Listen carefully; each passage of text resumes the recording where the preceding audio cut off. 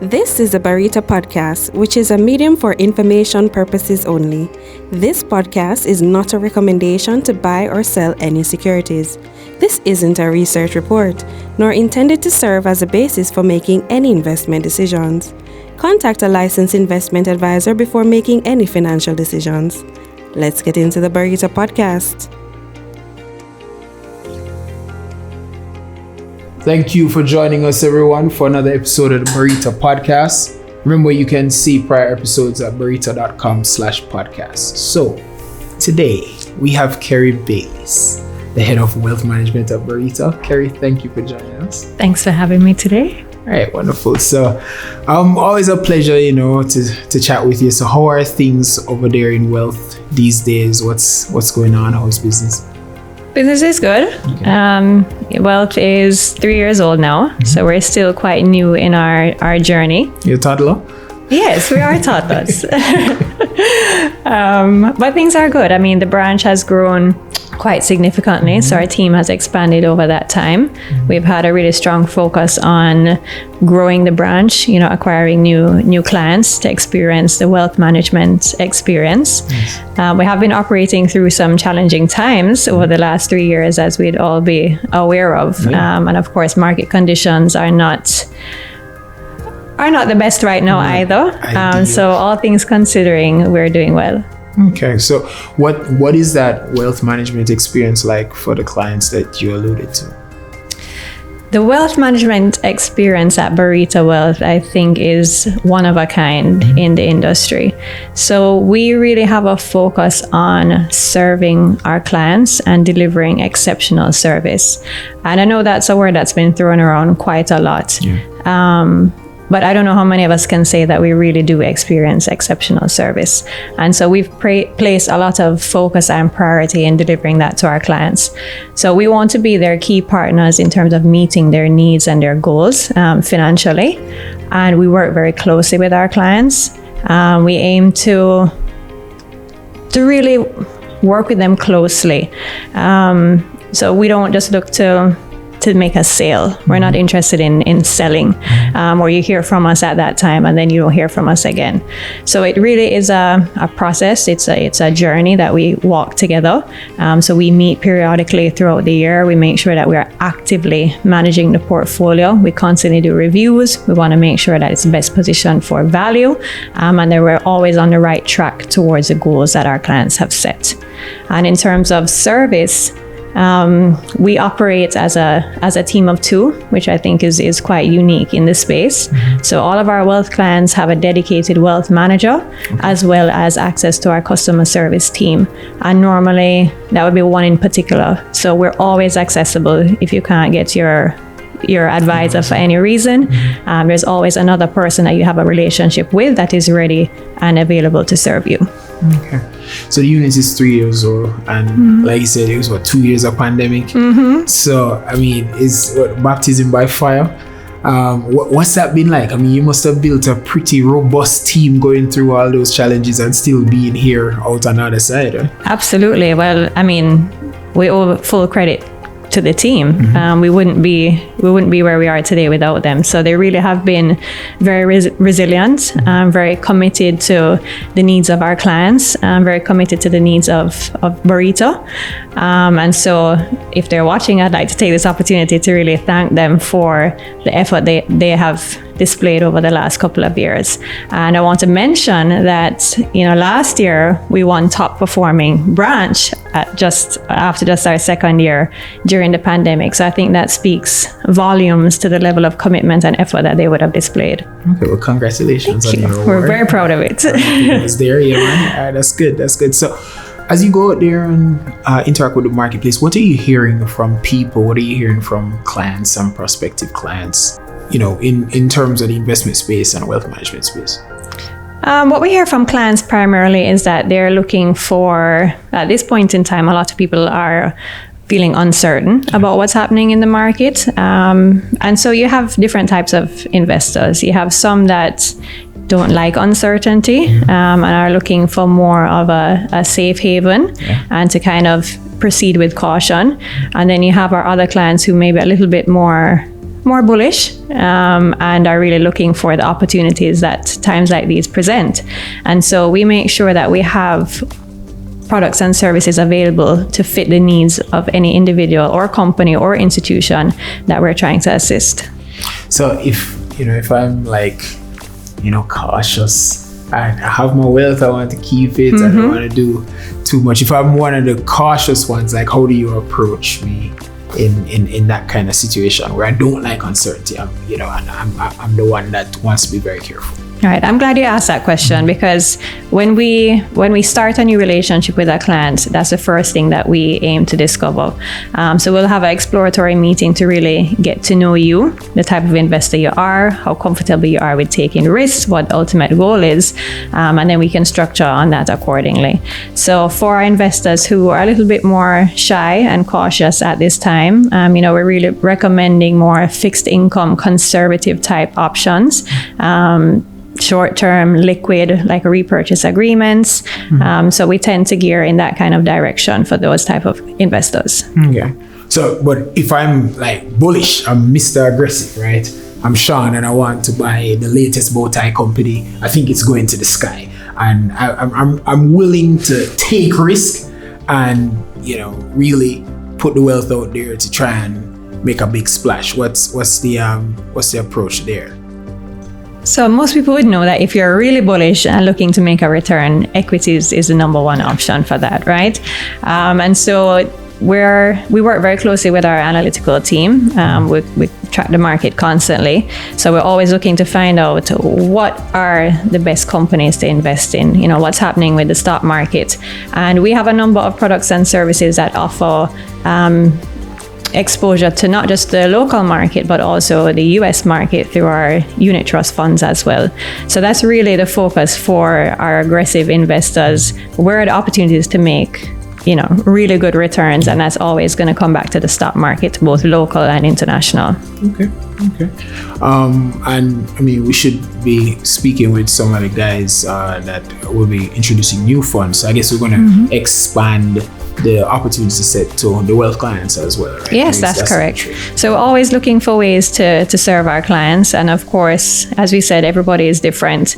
And we want to be able to offer diversified and unique opportunities to our clients. So expanding our unit trust exposure through real estate, also on the conservative type. So we're looking at introducing more conservative options for USD with a little bit more flexibility and innovation through unit trusts. Okay. All right. So there's a relational service experience team approach, and you have different packages and different approaches for different types of investors. Am I missing anything? Like what's the kind of sum up message that the wealth department would like to give to the marketplace? Our sum up message that we would like to give to any potential investor is that we're here and we're ready to serve you. We're here to help you really achieve your goals. We want to work closely with you. We want to understand you, your needs, the needs of your family, the needs of your business.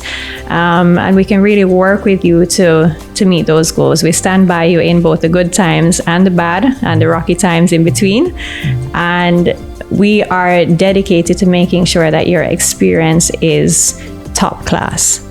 So we pride ourselves on being reliable, accessible, available at all times to our clients, that we aim to go above and beyond, even in the smallest instances, to make sure that the needs of our investors are met. Okay, that's great. All right, well, that's great to hear about the wealth department. But, I have particular interest in hearing about Kerrie.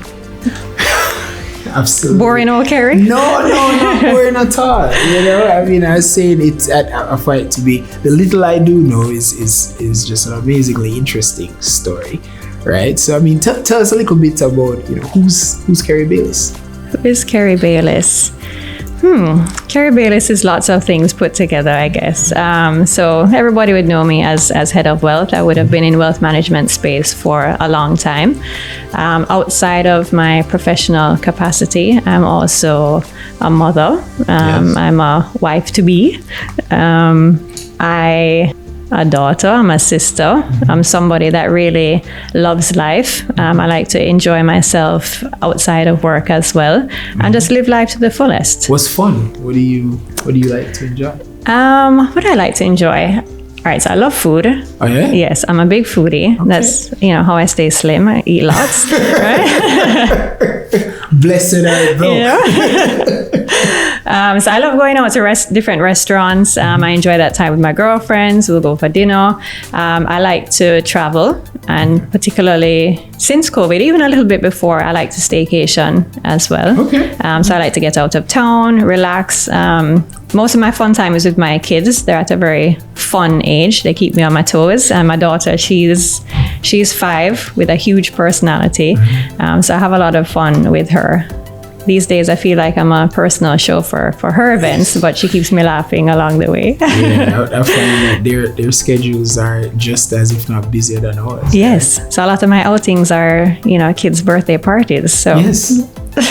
I mean, yeah, we a friend of mine said, boy, we've decided to enjoy these birthday parties because we see our future, and it's a lot of time spent there, so you get to the party and he's having as much fun, if not more than children. Yeah, I mean, I don't think we need to fool ourselves. I think these days, it's an opportunity for us parents to enjoy ourselves while the kids are enjoying themselves as well. So it is nice. Yeah. So, if you speak to a certain kind of peer group of people, you said the name Carrie Baylis, and what comes to mind quickly is Miss Jamaica, right? And then Miss Jamaica again. Right? I mean, talk a little bit about that, because, a lot of people don't know. I mean, people know that, but then they don't know how rich your experience has been, how hard you've worked in different fields, and, the journey to get to finance. I mean, take us through that arc. Yeah, I don't even know if it's been a journey with different stops along the way, as it is to everything kind of happening simultaneously throughout the years as well. But yes, I'm a former 2-time Miss Jamaica. So I had won Miss Jamaica World. Yeah, I'm very proud of it, actually. In my top accomplishment, it's definitely up there. Yeah, nice. So I did Miss Jamaica World in 2009. I couldn't win Miss Jamaica. Well, I mean, by nature, you're automatically disqualified. But so hats off to you. If they had it for the men, maybe you'd be in the running role. You flatter me. Yeah, but I mean, both were a long time ago. So I won Miss Jamaica World in 2009, and I won Miss Jamaica Universe in 2013. But it was a great experience for me. I learned a lot. I traveled a lot. I was exposed. I met a lot of people. And ultimately, I think it has helped me tremendously in my career. My name somewhat became a brand at that point. So, when I started in wealth management and I would call my clients, if I didn't know them directly, my name was somewhat familiar. Yes. And so that helped. And just the exposure that I got, the type of people that I met, the events that I was, blessed to attend. So it really was a very rich experience for me. Talk a little bit about that. Like what kind of events or individuals or places stand out to you when you remember that time? You're drawing my memory way back. But essentially, I would have been an ambassador for Jamaica at that time. And during my reign, I was fortunate enough to be invited to lots of different types of events across different sectors as well. I also worked on particular campaigns. So I had done some stuff with the Jamaica Manufacturing Association about promoting, building and buying Jamaican. And so I did somewhat of a road tour and got, so I was exposed to a lot of key players in manufacturing, also in the tourism sector. So I would be invited to a lot of events of that kind of nature at the conference center. And so I mean, the list goes on and on. Yeah. Must have been a rich experience. It really was. I imagine it really was. I did learn a lot. I grew a lot, actually. I grew a lot. It kind of, I think it broke me out of my comfort zone, forced me to be able to go and stand out and It helped me in my ability to speak and my confidence. So it was a great experience as a young woman at that time. Yeah, and it shows. It shows. Thank you. And then you have a law degree, right? You went on and studied in that space. Yes, I would say before or after? It was in between. Okay. It was in between. So I do have a law degree. I won the first time I won Miss Jamaica. I had just finished my second year in my law degree, and so I took a year off. I wanted to be in Jamaica for my reign, and it was also very important for me that once I handed over, I went back and made sure I completed my degree. And then when I came back to Jamaica after that, I stumbled right into finance. So I didn't get a lot of leverage from the law degree, so to speak. Well, you got experience. I heard Sam Zell talking recently, and he was saying, boy, the experience of going to law school and having a law degree is extremely valuable. Oh, absolutely. Yeah. And in fact, I can't remember the exact stats, but I know when I was back in university, it was something like 10 or 15% of people that graduated with a law degree actually went on to practice law. Oh, that low. Oh. So what you'd find with a law degree is that it builds so many different skill sets that really allows you to kind of go into any career after that in terms of your ability to do research, your objectivity, your speaking, and I don't want to say arguing, but powers of persuasion. Powers of persuasion. That's a much nicer term. So yeah, it was a very comprehensive and character building degree to go through for the couple of years. So yeah, we can definitely see that. Because Sam Zell is known as a real estate investor, and here it is. He was talking about law school. Barack Obama, he's not known for being a lawyer. Right? Yeah, you make these decisions when you're very young, when you think about the age that you're going to university. At that time, I wasn't 100% sure what I really wanted to do career-wise. But I did law for A-level, and I really enjoyed it. And I decided at that time I was going to choose to study something that I could take anywhere with me. Yeah. So I did most of my studies in England. Okay. And so it was a possibility that I would have stayed there. If I wanted to come to Jamaica, it would be a very easy conversion. If I wanted to change careers, it would have given me a great platform to do that as well. And so here I am. What was the English experience like? Also a rich experience. So my mother is half English, half Jamaican. So I'm a quarter British.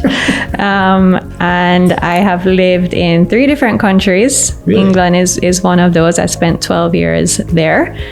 Yeah. Really?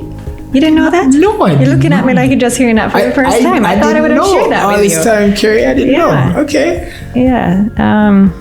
So I was there. Lived in England from I was 10 until I was about 21, almost 22. Mm-hmm. So that was so you said 3 countries. So it's England, Jamaica, and the States. Yeah.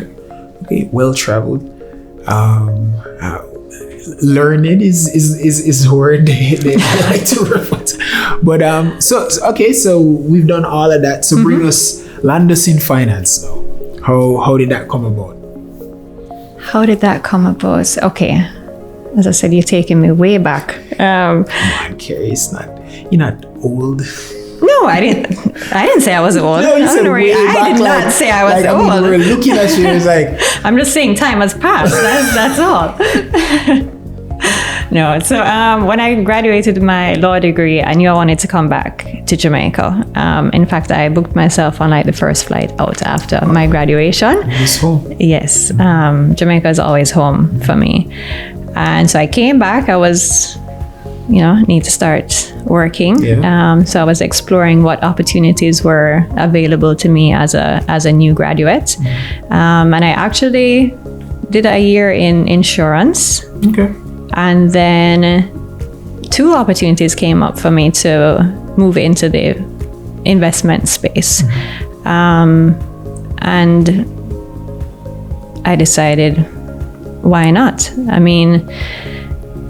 It's a very, I don't know if everybody shares this thought, but I think it's a very interesting sector. And ultimately, I don't think there's anything more powerful than, being financially literate, and understanding wealth, how to create wealth, how to manage money, how to manage your whole life around that level of independence. And so I took the leap into wealth management, and I never looked back. I mean, I love different aspects of my job. I think number one is that I'm a people person. So I really enjoyed, I think number one, that was what drew me to wealth management, was really getting to meet very interesting people, on all different paths, at all different ages, levels, and stages of their career, of their wealth building journey. And I got just a personal satisfaction from being able to be a part of that. So, seeing what I've been able to achieve for my clients and how that's changed their lives. And I don't know if I always get to share this with my clients, but I learn a lot from them as well. And so I love what I do. Hey, that's wonderful. I mean, we love having you here, Kerrie. It's been a rich experience. Thank you very much for, all that you bring to the team. Well, thanks for having me. I enjoyed this. Yeah, man, and thank you for coming. So may you be blessed in your journey, and may, the rich experience be greater in front of you than it even has been behind, even though it's been quite rich already. Thank you very much. All right, take care. You've just listened to an episode of the Barita Podcast. The Barita Podcast is available on all Barita's social media platforms. If you would like to invest with Barita Investments Limited, visit our website at barita.com or contact us at 876-926-2681 to get started.